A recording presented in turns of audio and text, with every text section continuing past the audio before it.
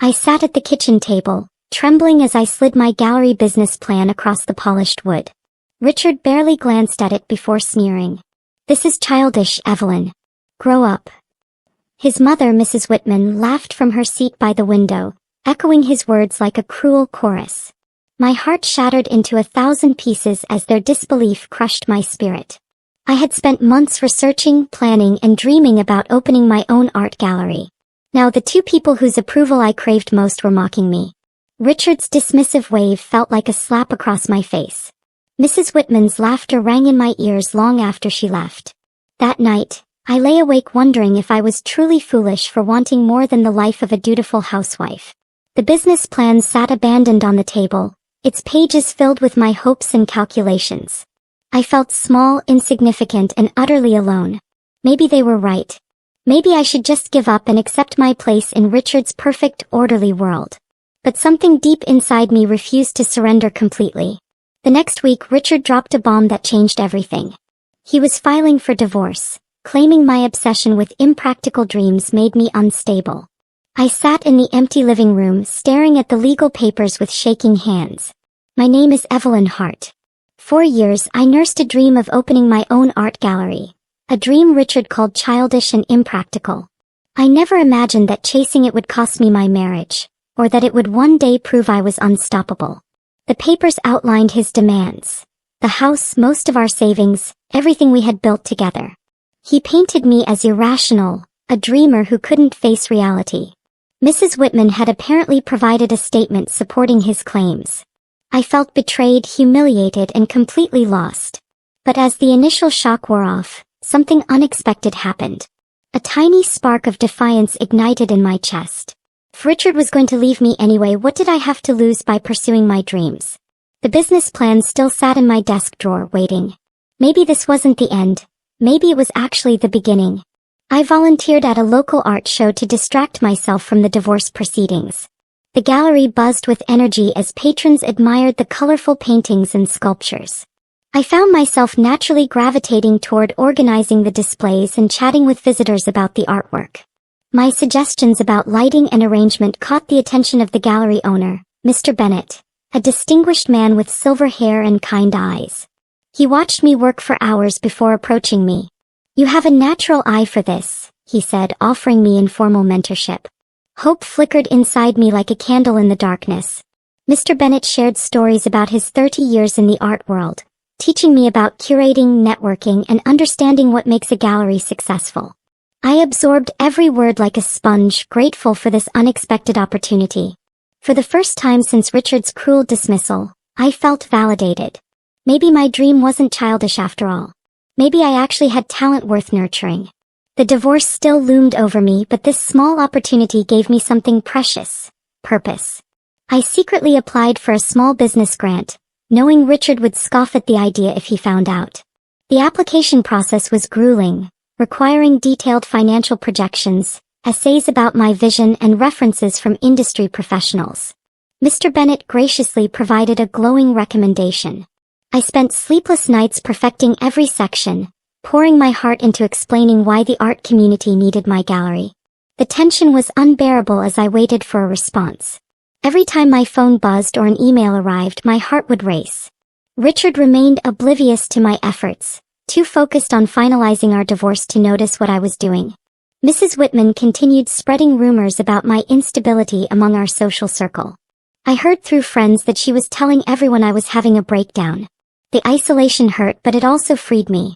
Without their judgment hanging over me, I could focus entirely on my application. 3 weeks passed like 3 years. Finally, an email arrived from the grant committee. My hands trembled so violently I could barely click it open. This gamble would either validate my dreams or confirm Richard's doubts forever. Against all odds, I won the grant. The email congratulated me on my innovative vision and awarded me $15,000 to start my gallery. I read the words 5 times, tears streaming down my face. This was real validation that my dream had genuine potential. I felt a surge of confidence I hadn't experienced in years. The grant committee praised my understanding of the local art scene and my plans to showcase emerging artists. For the first time, I allowed myself to believe I could actually succeed. I immediately contacted Mr. Bennett, who celebrated with me over coffee. "I knew you had it in you," he said warmly. The money wasn't enough to open a full gallery yet, but it was a foundation I could build on. I began researching locations and connecting with local artists who might want to display their work. My divorce lawyer noticed the change in me during our meetings. I stood taller, spoke with more conviction. But my joy was short-lived. Richard somehow found out about the grant and I could see the wheels turning in his mind. He didn't congratulate me. Instead, his eyes narrowed with something that looked like calculation. Richard contacted my new investors, warning them I was unreliable and mentally unstable. One of the grant committee members called me, concerned about allegations regarding my character. My stomach dropped as I realized the extent of his sabotage. He was using our divorce proceedings as evidence of my supposed instability. I caught wind of his scheme through Mr. Bennett, who had connections throughout the art community. Instead of panicking, I responded with grace and professionalism. I scheduled meetings with each concerned party, bringing documentation of my work, references from volunteers at the art show, and my detailed business plans. I remained calm and articulate, never bad-mouthing Richard despite my anger. My composure impressed them more than any defense could have. One investor told me that my measured response to adversity showed exactly the kind of character needed to run a successful business. Richard's attempt to destroy my credibility had backfired. His vindictiveness made him look petty, while my professional handling of the situation demonstrated maturity. Still, I knew this was only the beginning. Richard wasn't the type to give up easily. I would need to stay vigilant. A wealthy philanthropist named Mr. Harrison saw my potential after hearing about my grant and the grace with which I handled Richard's attacks. He offered financial support and connections to help me plan a pop-up gallery event. This would be my chance to attract serious attention from the art world. I threw myself into planning, selecting pieces from talented local artists who deserved exposure. The event would showcase paintings, sculptures, and mixed media pieces in a rented downtown space. I designed invitations, reached out to local critics, and coordinated with the artists to create a cohesive exhibition. Everything was coming together beautifully. The night before the event, I barely slept, running through every detail in my mind. I arrived early to oversee the setup, adjusting lighting and placement until everything looked perfect. As guests began arriving, I felt a mixture of excitement and terror. This was my moment to prove myself. Then I saw her, Mrs. Whitman, appearing uninvited at the entrance with a smug expression. She wore an expensive dress and carried herself with the entitled confidence of someone planning to cause trouble. My heart sank, but I refused to let her ruin this for me. I took a deep breath and prepared to face whatever she had planned. Richard and his mother moved through the crowd, making loud, mocking comments about the artwork and my abilities. "How quaint," Mrs. Whitman announced. "Playing at being a curator," Richard added, "Still chasing childish dreams, I see." Several patrons looked uncomfortable, but I stayed composed. I refused to give them the satisfaction of seeing me crumble. Instead, I engaged other guests with genuine enthusiasm, discussing the artist's techniques and inspirations. My knowledge and passion were evident, contrasting sharply with their petty attacks. A distinguished patron named Mr. Chin, no Mr. Thompson, watched the entire exchange with interest. He approached me afterward, impressed by my grace under pressure. "That kind of resilience is rare," he said. "I'd like to discuss investing in your gallery." He handed me his card, explaining he funded promising cultural ventures. Richard and Mrs. Whitman's faces went pale as they overheard. Their attempt to embarrass me had backfired spectacularly. The other guests began clustering around me, asking questions and expressing admiration for both the artwork and my composure. I had turned their ridicule into an opportunity, demonstrating strength they never believed I possessed. The evening ended with 3 potential investors and numerous artist inquiries. I floated home, exhausted but triumphant. Local newspapers featured my story as an inspiring underdog tale. The articles highlighted my journey from dismissed housewife to emerging gallery curator, emphasizing the pop-up event's success despite attempts at sabotage. Journalists loved the narrative of perseverance against adversity.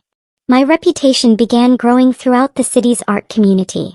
Artists reached out wanting to collaborate and more potential investors contacted me. I received invitations to gallery openings and art council meetings. For the first time, I felt like a legitimate member of the professional art world. The validation was intoxicating after years of being dismissed. But success bred resentment. Richard became furious as he watched my star rise. He couldn't stand seeing me thrive without him, couldn't accept that his childish dreamer ex-wife was building something real. He began spreading false rumors online, creating anonymous accounts to post negative reviews of my pop-up event. He claimed the artwork was mediocre and that I had manipulated investors with sob stories. Some people believed him initially, but Mr. Bennett and other mentors quickly defended me publicly. Their established reputations carried more weight than anonymous complaints. Still, the attack stung. I lay awake at night, wondering how far Richard would go to destroy what I was building. I sold a major artwork, a stunning landscape by an emerging artist, for $12,000. The buyer was a corporate collector furnishing a new office building. The commission covered the deposit and first 3 months' rent for a small gallery space I had been eyeing downtown. Richard's disbelief grew as he realized I was truly serious about this venture. Through our mutual friends, I heard he kept insisting I would fail within months. But the numbers didn't lie. I was building something sustainable, something real. I began negotiations for the gallery space, a charming brick building with high ceilings and excellent natural light. The landlord was sympathetic to my story and offered reasonable terms. Everything seemed to be falling into place perfectly. Then I discovered Richard was trying to buy the same gallery space, planning to lease it to someone else just to block me legally. He offered the landlord more money and faster payment terms.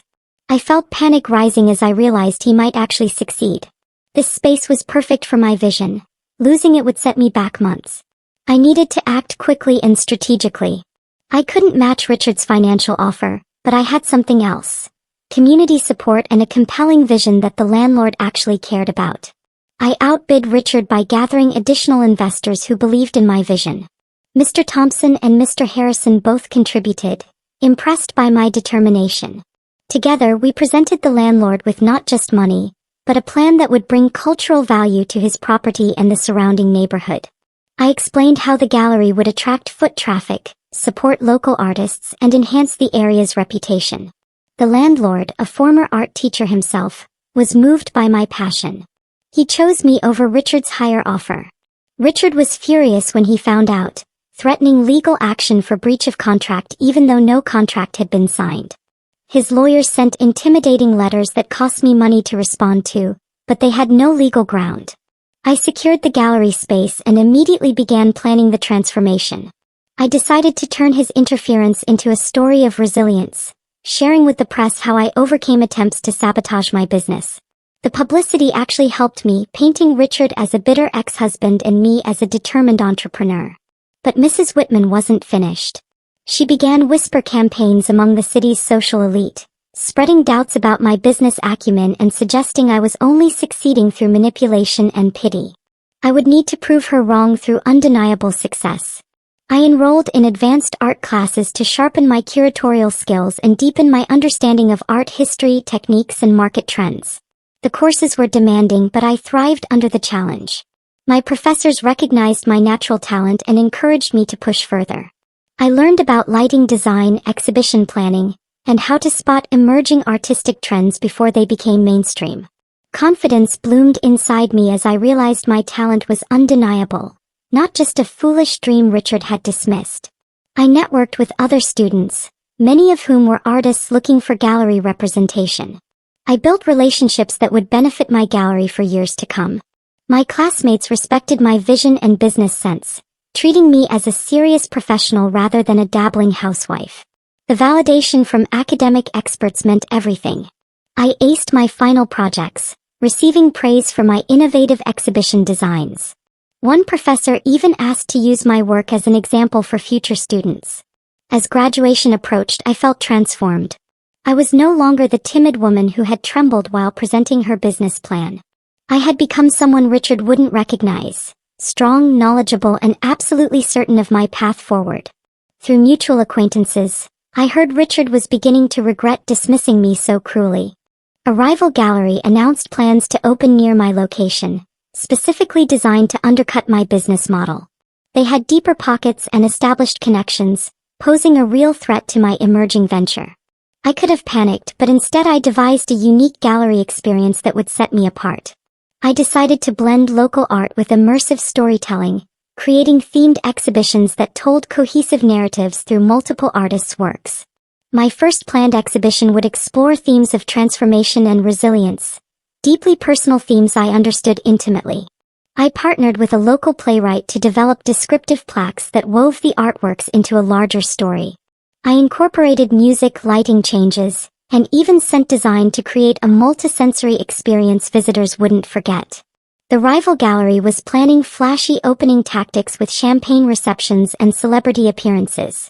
I couldn't compete with that approach, so I focused on substance and innovation instead. I reached out to local schools and community groups, offering free educational tours and workshops. I wanted my gallery to be a community space, not just another elitist art venue.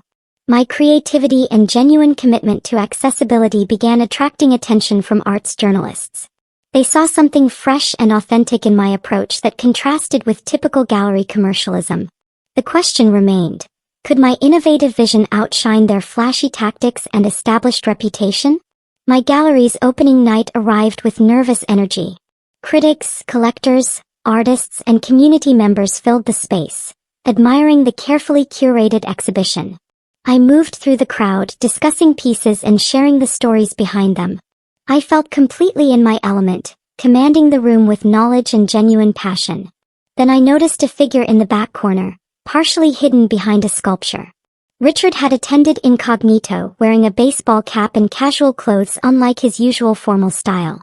He watched in silence as I charmed critics and patrons alike, answering sophisticated questions about artistic techniques and market trends. I saw something flicker across his face, surprise, perhaps regret. This wasn't the uncertain woman he had divorced. I had transformed into someone confident and capable, someone thriving without him. Several collectors made purchases that night, and 2 major critics promised positive reviews. The local news interviewed me, capturing footage of the crowded, enthusiastic opening. I glimpsed Richard slipping out before the interview finished, his shoulders slumped in a way I had never seen before. Later, a friend told me he had looked devastated. Part of me felt vindicated, but mostly I just felt free. His opinion no longer mattered. I had proven myself to the people who actually counted, myself included. An investor warned me that Richard was trying to buy a controlling stake in my key art supplier, a framing and installation company I relied on heavily. If he succeeded, he could refuse to serve my gallery or charge prohibitive prices. I realized the long game wasn't over. Richard was still trying to sabotage me through backdoor methods. This revelation made me understand that I needed a methodical, ethical counter-strategy to protect my business from his interference. I couldn't keep reacting to his attacks. I needed to build defenses he couldn't penetrate. I began diversifying my supplier relationships, reaching out to multiple framing companies and installation services across the region. I negotiated contracts with backup vendors and built genuine relationships based on mutual respect and fair payment. I also started documenting every suspicious incident, building a file in case I needed legal protection against harassment. My lawyer advised that Richard's behavior was bordering on actionable interference. But I didn't want revenge, I wanted security. I focused on making my business so strong and well-connected that Richard's schemes couldn't touch it. I joined the local Chamber of Commerce and Art Council, building alliances with other business owners who could support each other against unfair practices. My network became my shield and my reputation for integrity became my sword. Richard's attempts to isolate me were failing because I refused to be isolated. I negotiated directly with the supplier Richard was targeting, offering them a long-term partnership agreement that guaranteed steady business and prompt payment. The owner appreciated my straightforward approach and professionalism. He admitted Richard had approached him, but the hostile takeover attempt had made him uncomfortable. He chose my partnership over Richard's money. My sense of control grew as I realized I could outmaneuver Richard through genuine relationships rather than financial manipulation. I wasn't winning through being ruthless. I was winning through being trustworthy. Other business owners in the art district began reaching out, having heard about my ethical practices and community focus. Collaborations formed naturally as galleries, studios, and art suppliers recognized the value of supporting each other. We created an informal network that shared resources, promoted each other's events and warned about potential threats. Richard grew increasingly frustrated as his schemes kept failing. Through friends, I heard he was drinking more and becoming obsessed with undermining my success. Mrs. Whitman encouraged his vendetta, unable to accept that the daughter-in-law she had mocked was thriving. But their energy was wasted. Every hour they spent plotting against me was an hour I spent building something beautiful and lasting. The question lingered. Would Richard escalate further, or would he finally accept defeat? I hosted a charity gala for local artists, donating a percentage of all sales to an arts education program for underprivileged children. The event attracted media coverage and high-profile guests, including city council members, established collectors, and celebrated artists. My gallery glowed with candlelight and carefully arranged displays, creating an elegant atmosphere that impressed even the most jaded attendees. I gave a speech about the importance of supporting emerging artists and making art accessible to everyone regardless of background. The audience responded with genuine enthusiasm, and several major donations came in beyond the artwork sales. Journalists captured everything, writing glowing pieces about my gallery's community focus and sophisticated curation. My reputation was no longer just that of an underdog who had overcome adversity. I was becoming a respected figure in the city's cultural landscape. The gala raised $15,000 for the arts education program, earning praise from the mayor himself. Richard and Mrs. Whitman attended, having been invited by mutual acquaintances who didn't know our history. They stood on the sidelines, forced to watch my triumph without being able to interfere. Their presence didn't bother me anymore. I was too busy basking in genuine success, surrounded by people who respected and supported me. They had become irrelevant to my story, mere shadows from a past I had outgrown completely. A former friend of Richard's, a prominent lawyer named Mr. Bradshaw, sided with me publicly after witnessing Richard's sabotage attempts. He wrote an editorial about business ethics and the importance of fair competition, specifically calling out unnamed individuals who used personal vendettas to interfere with legitimate entrepreneurs. Everyone in our social circle knew exactly who he meant. Mr. Bradshaw's credibility gave weight to what many had suspected but hesitated to say openly. Other friends began distancing themselves from Richard, uncomfortable with his increasingly erratic behavior. The art community rallied behind me, with established gallery owners and critics publicly praising my work and integrity. Several people shared stories of Richard's attempts to turn them against me, exposing the extent of his campaign. Richard and Mrs. Whitman faced professional embarrassment as their reputations suffered. Business associates began questioning Richard's judgment and character, wondering if someone who could be so vindictive in personal matters could be trusted professionally. I heard through the grapevine that he lost 2 major clients who disapproved of his behavior. Mrs. Whitman was quietly asked to step down from a charity board after her whisper campaign became public knowledge. Poetic justice was unfolding naturally without any effort on my part. I hadn't needed to destroy them. They had destroyed themselves through their own pettiness and refusal to accept my success gracefully. I received a prestigious local art award for cultural innovation and community engagement. The ceremony was held at the city's historic theater, attended by hundreds of art supporters and civic leaders. When they called my name, I walked to the stage with my head held high. In my acceptance speech, I openly acknowledged my hardships and the obstacles I had overcome. I spoke about being dismissed and mocked for my dreams, about facing sabotage from people who should have supported me. I didn't name Richard or Mrs. Whitman, but everyone knew. I talked about resilience, about believing in yourself when nobody else does, about turning pain into purpose. The audience gave me a standing ovation that lasted several minutes. Tears streamed down my face as I felt the full weight of vindication. Richard attended the ceremony, having been invited by his company as a sponsor. He sat in the audience watching me receive recognition he had once insisted I would never deserve. His face was pale, his expression devastated. Mrs. Whitman sat beside him, her usual smugness replaced by tight-lipped fury. They were forced to clap along with everyone else, their humiliation complete. After the ceremony, dozens of people congratulated me, praising not just my professional success but my grace throughout everything. Richard left early, unable to watch anymore. I stayed until the very end, savoring every moment. Mrs. Whitman made one final attempt to undermine me by trying to buy a competing gallery specifically to outshine mine. She used family money to make an aggressive offer, planning to turn it into a high-end space that would make mine look provincial by comparison. But I had built too many strong relationships for her scheme to work. I brokered a strategic partnership with the gallery she was targeting, proposing a collaboration that would benefit both spaces more than competition ever could. The owner, an older woman named Mrs. Patterson, appreciated my collaborative approach. She had no interest in selling to Mrs. Whitman, whom she found arrogant and unpleasant. Instead, we created a joint programming series where our galleries would host complimentary exhibitions, sharing marketing costs and cross-promoting to each other's audiences. The partnership was brilliant for both businesses, attracting more visitors than either gallery could alone. Mrs. Whitman's attempt to crush me through competition had resulted in me becoming stronger and more connected. Her money couldn't buy the genuine relationships I had built through respect and integrity.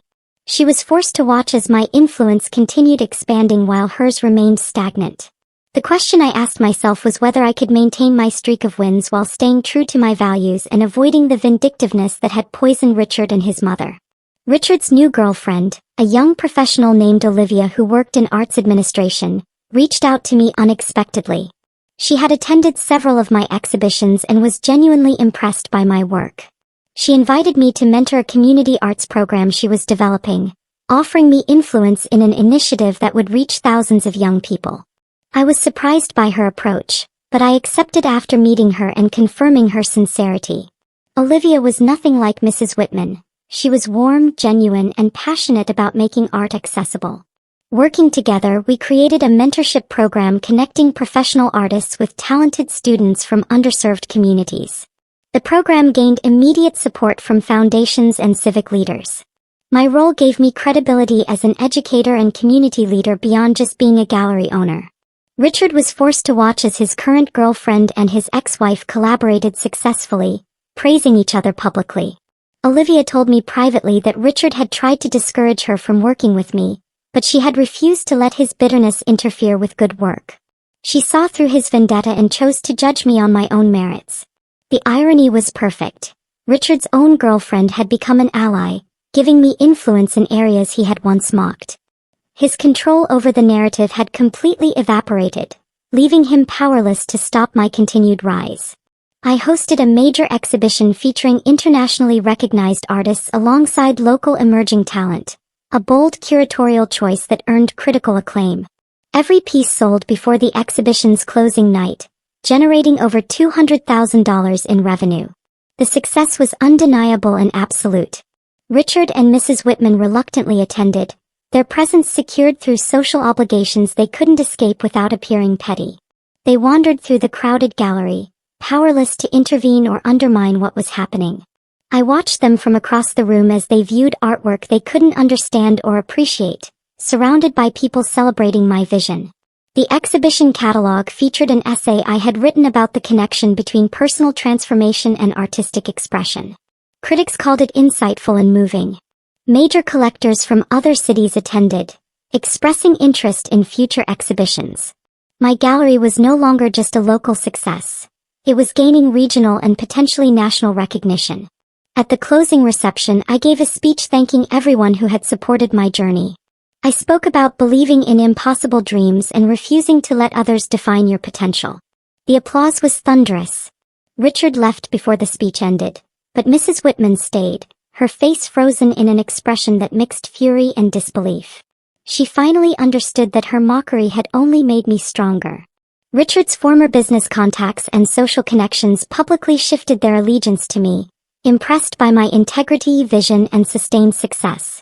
People who had once dismissed me as Richard's unstable ex-wife now sought my advice on art investments and cultural initiatives. I was invited to join boards and committees that shaped the city's cultural landscape. My influence continued growing, seemingly uncontested. Richard's credibility eroded as people realized his warnings about me had been baseless lies driven by bitterness. Business associates began questioning his judgment in all areas, not just personal matters. He lost several more clients and was passed over for a promotion he had been expecting. His mother's social standing similarly declined as her role in the harassment campaign became widely known. She was excluded from events she had once dominated, finding herself increasingly isolated. Meanwhile, I was building exactly the life I had dreamed of, surrounded by creativity, passion, and genuine relationships. The art community embraced me as one of their own, not as an outsider or pretender. I collaborated with museums on loan exhibitions, advised collectors on purchases, and mentored dozens of emerging artists. My gallery became known as a launching pad for artistic careers. Everything Richard had predicted would fail had instead succeeded beyond my wildest expectations. His cruel words had become my motivation, his dismissal my fuel. Richard faced mounting personal and professional losses, primarily due to his own arrogance and inability to accept that he had been wrong about me. His company demoted him after clients complained about his judgment and temperament. His new relationship with Olivia ended when she grew tired of his obsessive bitterness toward me. He became increasingly isolated, having burned bridges through his vindictive behavior. Mrs. Whitman's health declined from stress, and she became even more withdrawn from social circles that had rejected her. Meanwhile, I received heartfelt messages from artists whose careers I had helped launch, from students I had mentored, and from community members who appreciated my gallery's accessibility and educational programs. A young artist wrote that my story had inspired her to pursue her dreams despite family opposition. A collector thanked me for helping him discover his passion for supporting emerging talent. These messages meant more to me than any award or financial success. I had built something meaningful, something that enriched lives and created opportunities. I wasn't just running a business. I was nurturing a community and empowering others to chase their own seemingly impossible dreams. As I prepared for my next major milestone, I reflected on how far I had come from that crushing moment at the kitchen table. I had transformed pain into purpose, doubt into determination, and mockery into motivation. The final reveal of my ultimate triumph was approaching. I opened my flagship gallery in the city's premier arts district, a stunning 3-story building with rotating exhibition spaces, an artist residency program, and a community education center. The opening ceremony attracted state officials, national critics, and collectors from across the country. It was the culmination of everything I had worked for, proof that my supposedly childish dreams were not only possible but extraordinary. Richard and Mrs. Whitman watched the ribbon-cutting ceremony through a live stream, unable to attend in person without facing their complete humiliation publicly. I stood before the cameras, surrounded by hundreds of supporters, and smiled as I cut the ribbon. In my speech, I said the words I had been waiting years to speak. They called my dreams childish, but now they're living proof I was unstoppable. The crowd erupted in applause. The gallery's first exhibition sold out completely within hours. My calendar was booked with shows for the next 3 years. I had secured grants to fund scholarships for young artists and had partnerships with schools throughout the region. I had built not just a successful business but a lasting legacy. That night, I stood alone in the empty gallery, looking at the beautiful space I had created from nothing but determination and vision. Richard's cruel words no longer hurt. They had become the foundation of my greatest achievement. I had won not through revenge or destruction, but through becoming exactly who I was always meant to be.